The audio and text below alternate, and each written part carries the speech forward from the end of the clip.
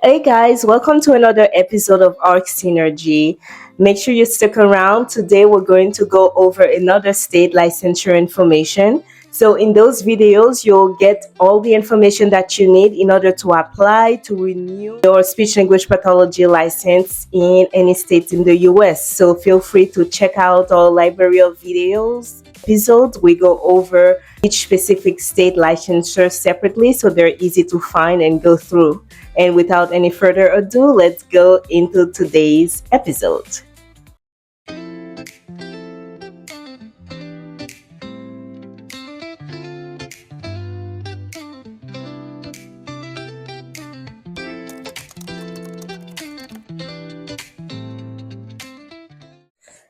Welcome back to this week's episode where we're going to go over Georgia's provisional SLP license. So that is the RPE permit license for Georgia. It is a non-renewable license. The praxis exam is required before it is issued, and the clock starts ticking the minute your license is approved for the time period that you are allowed to complete your CF in. So let's go over those requirements. Georgia's provisional credentials for new graduate is called the PCE or RPE permit. The permit is issued for the clinical fellowship period. So the supervised paid clinical experience that you need to get your Cs. And here are everything that you will need for the license. So you will need to have completed a notarized application through the goals portal. The application fee is $40 and that is a non-refundable fee. You would also need to provide your transcript, so your graduate and your undergraduate transcript. You'll need to sign a verification of your clinical clock hours from your school to be sent to the board. You'll also need your supervisor's detailed information and basically for the state to verify that your supervisor is a licensed SLP. And like I mentioned before, you will need to have passed the praxis exam and send the scores directly from ETS to the board. You'll also need to complete a nationwide criminal background check. So one thing to keep notes of is that the praxis exam is required before the permit is issued. So have your scores ready to be submitted once you submit your application.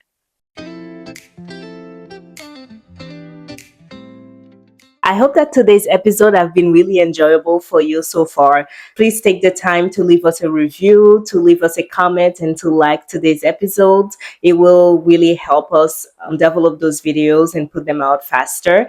And if you have the time, feel free to check out the Arc Synergy app on both iOS and Android. The app is free and there's a free clinician plan, so you don't have to worry about doing any subscription to get started in the app. And let me know what you think. Now, let's get back into the episode. So, the PCE or RPE permit is non renewable. You only get one window to complete your CF. So, if you're working full time, you'll need to complete your CF in 12 months. Or if you are doing working part time, you will have 24 months to complete your CF. There are no extensions for this permit if you do not complete your supervised experience within that window. You will need to reapply. So plan carefully so that you're able to complete everything within this permit period.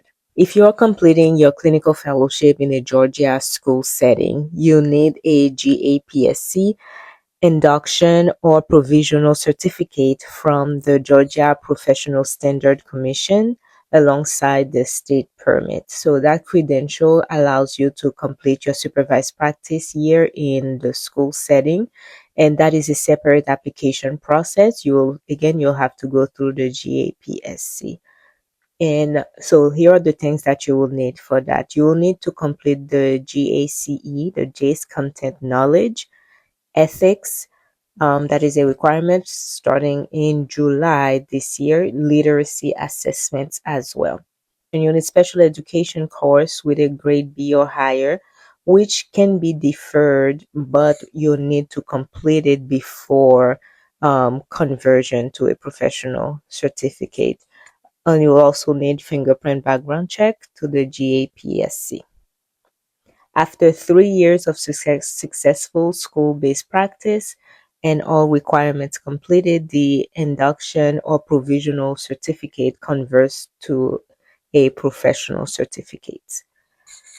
For processing time, allow approximately 20 days for your license application to be processed. We keep all the board's contact information, including their phone number and email address, on the Our Synergy app, and we keep it updated so you can always find that information really quickly and for free. You can download the app, and so that everything is in one place.